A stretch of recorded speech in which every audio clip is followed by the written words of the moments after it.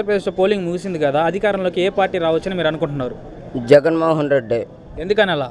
ఈయనకు అన్ని పథకాలు ఇచ్చాడు. ముసలిళ్ళకు పింఛను, అమ్మ ఒడి, మరి ఇది లోను, అన్ని పథకాలు. ఇల్లు లేని వాళ్ళకి ఇల్లు ఇచ్చాడు. ప్రతి ఒక్క పథకాలు చేశాడు. అన్ని పథకాలు ఆయనకి అయిన వాళ్ళు పురుగులు పడి చనిపోతారు. కనీసం బియ్యం ఇంటికాడికి వచ్చి తలుపు తట్టి బియ్యం ఇస్తున్నాడు. పింఛన తలుపు తట్టి బియ్యం ఇస్తున్నారు. అన్ని పథకాలు ఇస్తున్నాడు. బంగారు నాయన్ని గెలిపించుకుంటేనే మేమందరం ముసలివాళ్ళం బాగుపడతాము.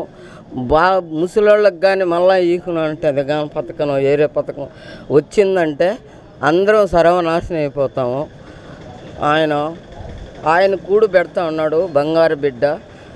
ఆయన బిడ్డలు ఇద్దరు లక్షణంగా ఉండాలి. కానీ ఎన్నెన్నో మాట్లాడుతున్నారు, నన్ను ఎన్నో నిందించి మాట్లాడుతున్నారు. నీ పార్టీ రాదు, నీ పార్టీ రాదు. వచ్చేది ఎవరైనా మగోడు మూతి మీద మిస్తున్నాడు. 5 లక్షలు నేను అన్నీ అమ్ముకోనైనా కానీ పందెం కడతాను, నా జగన్మోహన్ రెడ్డి వచ్చేది అని పందెం కట్టుకుంటున్నాను. ఎవరు ముందుకు రాలేదు. నేను ఆయన చనిపోయిన దాకా నేను జగన్మోహన్ రెడ్డికి నేసేది ఎత్తుకొని సాకాను. నేను పులిబిడ్డనే కానీ పులిబిడ్డే కానీ ఎవరికి భయపడే పులిబిడ్డ కాదు. గొర్రెల గురించి భయపడాల్సిన అవసరం లేదు నాకు. పులి ఏం చేస్తుంది? గొంతుకాయ పట్టుకొని ఇదిలిచి పారేస్తుంది. పులి ఏమి భయపడదు. ఎప్పుడు పులే.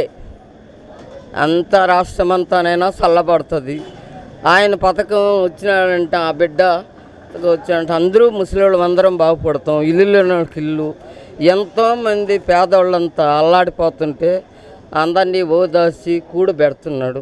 నేను పులివెందుల మాది. ఇక్కడిచ్చి ఇక్కడికి వచ్చాను.